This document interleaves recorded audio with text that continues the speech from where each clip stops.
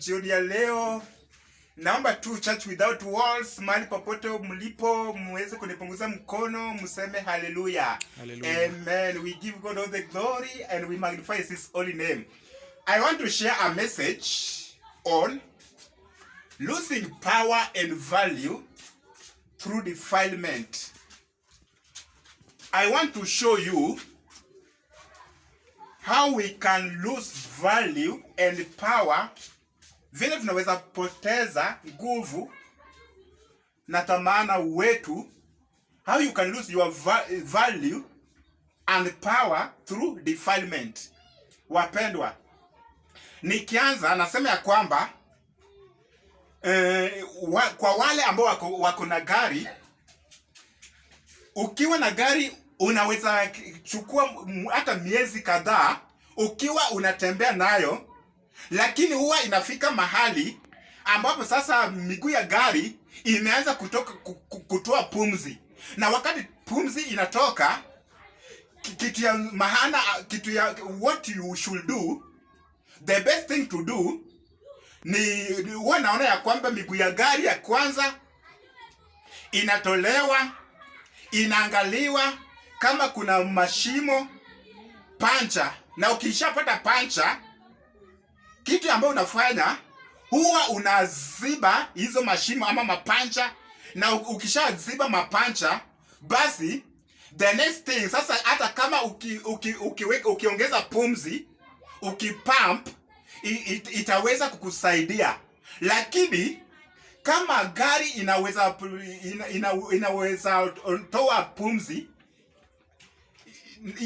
iondoke kwa miguu ya gari, kwa tairi ya gari, na uchukue tu pump na uweze kupump hiyo gari, basi wapendwa, utaweza safiri, lakini kwa muda mfupi. Manake ukifika distance, ukifika pale, hiyo gari, miguu ya gari tena itaanza kuondoka. Na vivyo hivyo hata sisi tuko pro God. Amen. Sisi pia tuko wapendwa, tuko kama miguu ya gari, ya kwamba unapata watu wengi hawatafuti leakages in their life, na wanaendelea na prayer, wanaendelea na fasting, lakini hawaoni mabadiliko, na wanakosa kujua ni kwa nini, na wanaomba kila siku, wanafunga kila siku. Kumbe wamekosa kujua ya kwamba wangefaa prioritize mambo mengine ya kuziba leakages in their life. Na kukosa kuziba leakages in your life, unaweza kuwa less in the kingdom of God. You can lose power and value in your life. Remember, maandiko nasema ya kwamba katika kitabu cha Jeremiah chapter 2 verse 13 ya kwamba a broken sister cannot hold water. Birika ambayo imetoboka haiwezi kabeba maji tena. Na kwa hivyo kama unaweka pump na ujashughulikia utoe, uangalie ni wapi shimo iko uweze kuziba, basi utakuwa ni kama unafanya kazi bure. Na ndiposa mara nyingi tunajua ya kwamba hata wakati wale ambao wako Mathare, watu wengi, madaktari wale ambao wanapelekwa pale Mathare, tunajua issue kubwa ambayo inaendelea pale Mathare, lakini madaktari ambao wako mahali pale Mathare, the best thing ya kutest, kudhibitisha kama mtu ambaye ako pale ako sawa. Sidhani kama kuna kitu kubwa, ni kuna thermometer, sidhani ya kupima mtu na kujua akili. Lakini the best thing ya kufanya pale, watu wa Mathare mara nyingi madaktari wanawapatia ndoo na wanaambiwa ya kwamba ende uchote maji. Na mali wanapeleka maji, wachote maji, wakipeleka kwa drum. Na hiyo drum imewekwa distance. Na mali inachotwa maji pia ni distance. Ambao wamejua ya kwamba ukitoka uchote maji ndoo ikijaa na upeleke pale kwa drum, kwa sababu iko distance, tangu fike pale, hiyo maji, kwa sababu iko kwa ndoo ambayo imetoboka, tangu fika pale itakuwa imekwisha. Imeisha yote. For a broken sister cannot hold water. Na kwa hivyo ukimpatia mtu ndoo achote maji na uone anarudia mara ya pili, mara ya tatu, basi daktari atajua ukweli ya kwamba huyu ana akili timamu, kwa sababu anaendelea kuchota maji, na akifika pale maji imeisha, na baada anaendelea, akifika pale maji imeisha na aoni ya kwamba ndio imetoboka, aenda mwambie yule ambaye amemtuma ya kwamba ndio imetoboka, hawezi kachota maji. Akifanya hivyo kirudia ni ishara tosha ya kwamba huyu kuna vile yako anagonjeka na anatibiwa. Vivyo hivyo hata sisi tuko kwa ufalme wa mbingu ya kwamba tunaomba, tunafunga, lakini we are like a broken cistern that cannot hold water. Wapendwa, ya kwamba kwa mfano tu unaona kuna mambo mengine ambayo tunafaa tushughulikie kwanza kwa maisha yetu. Tuangalie ni wapi leakages iko kwa maisha yetu, kwa sababu the moment umeziba leakages kwa maisha yako, hata kama uko na nguvu kidogo, hiyo nguvu kidogo itakusaidia, itakuwezesha na inaweza kukufikisha mbali. Amen, amen. Wapendwa, kwa mfano Jacob alikuwa anang'ang'ana alikuwa anang'ang'ana na Mungu, akimwambia Mungu ya kwamba sitoki hapa mpaka unibariki. Na vile alikuwa anang'ang'ana na mguu yake ikavunjwa, na vile ilivunjwa hivyo akaweza, Mungu akamuuliza, ama malaika wa Mungu akamuuliza, wewe ni nani? Akasema ya kwamba mimi ni Jacob. Na malaika akamwambia, kuanzia leo you will no longer be called Jacob but Israel. Kumaanisha kwamba Mungu alikuwa anamwambia ya kwamba umebadilishwa. Praise God. Ni kubadilishwa, umebadilishwa. Na ndiposa instead ya sisi kung'ang'ana ya kwamba Mungu nibariki, Mungu niunue, nipatie upako, nifanyie niwe tajiri, basi the best thing ambayo tungeng'ang'ana ya kwamba Mungu nibadilishe. Praise God. Bana bet forte.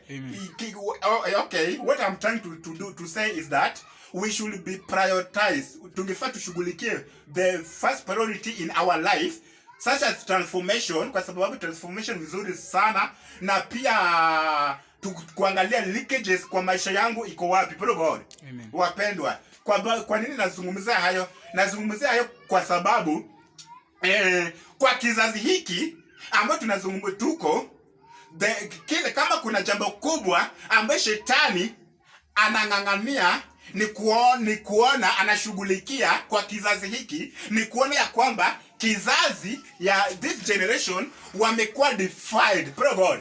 Wamekuwa defiled in such a way that they lose power and value, they become useless, na wanajaribu sana kuhakikisha ya kwamba, na kwa hivyo hata sasa ukiona hii generation, ukiona mtu mdogo, mama, mzee, baba, babu, wote ni kama unashinda unajiuliza maswali, kwa sababu ukiona vile watu wamekuwa defied hata kwa social media in terms of fornication, pornography na mambo kama hayo. Ni mambo ya kushangaza sana, na inakuambia the level of defilement imeenda juu sana. Praise God. Bwana utukufote. Amen. Na nimekuja kukuambia kwamba wapendwa, kupitia defilement, unajua kwa hii ulimwengu ambao tunaishi, there's no way wewe kama mtumishi wa Mungu, kwa sababu umekuwa mteule na Mungu sisi ni wabarikiwa, na sasa shetani amejua ya kwamba hakuna njia ama jinsi ambayo anaweza tumia kukunasa, kwa sababu you are powerful. Praise God. You are powerful, na shetani anaweza kukunasa, lakini amejua jinsi pekee ambayo unaweza nasika ni wakati umejinajisi. Praise God. Umekuwa defiled, hapo ndio shetani atakupata ukijidefile, lakini yeye hawezi akakushinda, ila tu wewe uweze kujidefile kwa mambo ya uovu. Hapo ndio shetani ataweza kukunasa. Wapendwa, Revelation chapter 2 verse 14, Revelation chapter 2 verse 14, tunaona ya kwamba wapendwa, hapo awali, wakati Balaam alienda, wakati Balak alienda kwa Balaam ya kwamba watu wana wa Israeli waweze wakalaaniwa, tunaona ya kwamba au kumlaani wana wa Israeli ili washinda. Praise God. Kwa sababu walikuwa wameshabarikiwa na Mungu tayari, na kwa sababu na akasema kwamba these people they are powerful, I cannot cast them before they are blessed. Na kwa hivyo kwa sababu walikuwa wamebarikiwa na Mungu na kwa sababu Balaam angeweza kuwalaani, sasa wakatafuta strategy ya kuwaingiza kwa njia ambayo wanaweza tumia ili waweze wakawashinda. Na Balaam akawa na teaching ambaye alikuwa anafunza Balak. Alikuwa anamwambia kwamba ukitaka kuweza hao watu, kwa sababu because they are powerful na uweze ukawaweza, lakini kuna tu njia moja ambayo unaweza kuwaweza, na ukitaka kuwaweza basi unaweza waweza kwa kuita kwa sherehe, ili waweze wakasherekee chakula, food offered to idols, na pia kwa kufanya waingie kwa mambo ya unajisi, mambo ambayo inaweza kuwaletea defilement such as sexual immorality. Na tunaona wakati Balak aliweza kuintroduce this doctrine to Balak, basi aliweza entice the Israelites to sexual immorality and to commit a sin of sexual immorality and also to celebrate food offered to idols. Na kwa kufanya hivyo, wapendwa, kwa kufanya hivyo, hiyo siku Numbers chapter 25 verse 9 inatuambia kwamba wakati hao Waisraeli walifanya dhambi na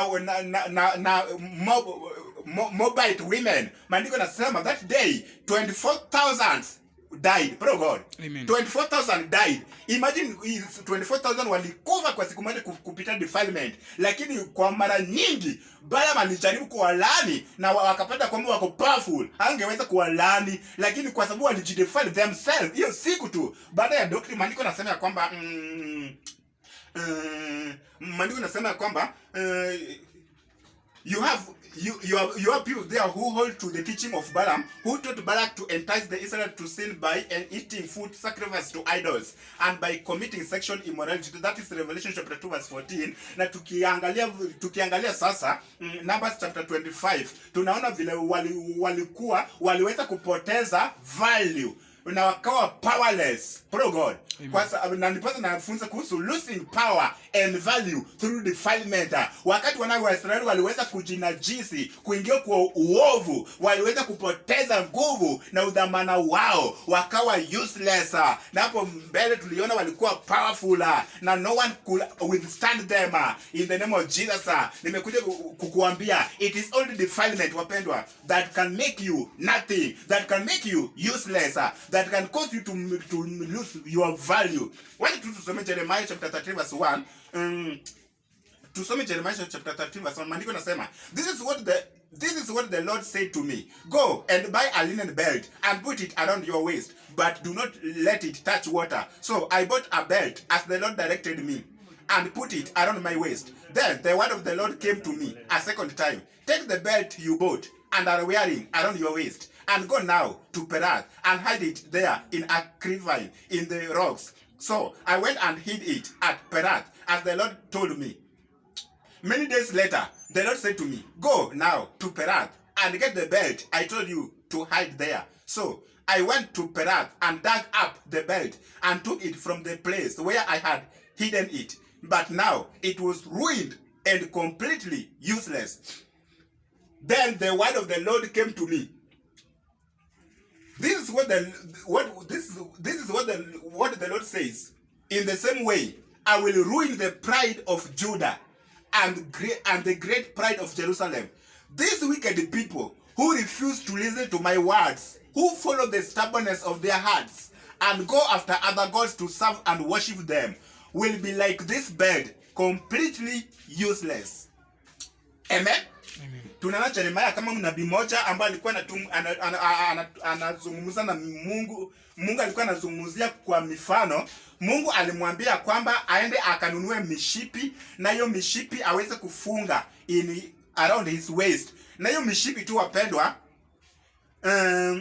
alimwambia ufungue kwa waist, around his waist. Na baada ya muda mrefu akamwambia sasa achukue hiyo mishipi, sasa aende aweke mahali kuna unyevu, mahali kuna maji, under the rock. Na baada ya muda mrefu Mungu akamwambia sasa nenda ukachukue hiyo mshipi. Na wakati Jeremiah alienda pale, alipata ya kwamba hiyo mishipi it was ruined and completely useless. Na vile alisema hivyo, Mungu akasema kwamba vivyo hivyo nitakavyofanya na watu wangu ambao wameingia kwa wamejinajisi, wameingia kwa uovu, nitawafanya bure kama huu mshipi. Amen. Amen. Wapenda, hiyo mshipi haikuwa mshipi tu ya kawaida, ilikuwa mshipi ya umaridadi. Ilikuwa mshipi mzuri, ilikuwa inapendeza. Na hii ndipo Jeremiah akafunga. Na wakati ilitolewa, sasa ilikuwa useless kwa sababu kumbuka unyevu ambao ilikuwa mali pale na hiyo maji, sasa mshipi karas ikakuwa useless sana.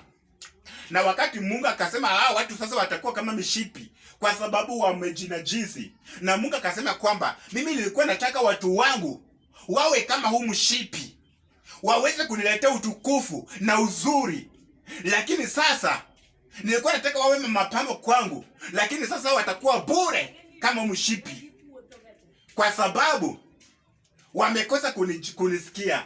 Wapendwa, hata kama Mungu alikuwa amekusudia ya kwamba utafanyika mtu kubwa, ya kwamba utaenda mataifa, wakati umeingia kwa defilement, unaweza kuwa bure na unaweza kosa value kwa maisha yako na ufanyike bure in the name of Jesus. Kwa sababu Mungu atakuwa hata shetani ndiposa anatumia mambo unajiza, anatumia defilement kudefile generation ya sasa, kwa sababu amejua hao watu hata kama wako gifted in one way or another, wakati nitaweza kuwadefile wataweza kuwa bure. Na Mungu akiwaona, Mungu ataweza kuzungumzia vile aliweza kusema kwa Jeremiah ya kwamba watu hawa they will be useless, watakuwa bure kama hii mshipi in the name of Jesus. Kwa sababu Mungu atakuwa anakuangalia na anakuambia kwamba siwezi kukutumia kama chombo ya kuniletea utukufu kwa sababu ya uovu wako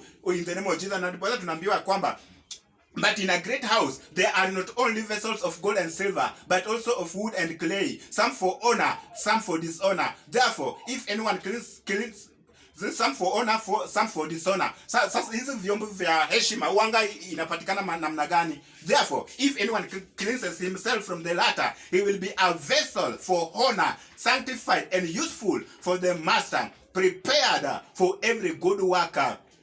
Wapenda, maandiko nasema ya kwamba if anyone cleans himself, yani mtu akijitenga na mambo yote ambayo inaleta uovu, maandiko nasema ya kwamba atakuwa chombo cha heshima ambayo Mungu anaweza tumia kwa kazi nzuri ya kumletea utukufu in the name of Jesus. Tukijitenga na mambo yote ya defilement in the name of Jesus. Wapenda, kwa kizazi cha leo kuna defilement kwa kila aina. In this generation is full of defilement, na sijui watu wa Mungu, sijui hii generation itasurvive namna gani, sijui kama hii generation itafaulu, lakini thanks God kwa sababu ya Isaiah chapter 59 verse 19 inasema kwamba when the enemy shall come in like a flood, the spirit of the Lord shall lift up a standard against him in the name of Jesus. We give God all the glory. Wapendo, kuna mtu ambaye alikuwa anatumika na Mungu kwa kiwango kubwa sana. Alikuwa angeombea viwete wanatembea, vipofu wanaona, wagonjwa wanaponywa, wale ambao wako na mapepo wanawaacha. Yani alitumika na Mungu kwa njia kubwa sana. Lakini hata baada ya kutumiwa na Mungu, angeenda in secret place, angeenda katika chumba chake cha maombi na analia kilio cha machozi, akililia Mungu akisema, Bwana Bwana, make me a holy man of God, make me a holy man of God, kwa sababu alijua akiendelea kujitakasa, basi Mungu akimuona, Mungu ataona ya kwamba huyu inaweza kaa kama mshipi kwangu, naweza mtumia ili kudhihirisha uzuri wangu, ukuu wangu, utukufu wangu, uweza wangu. Simama kwa mguu.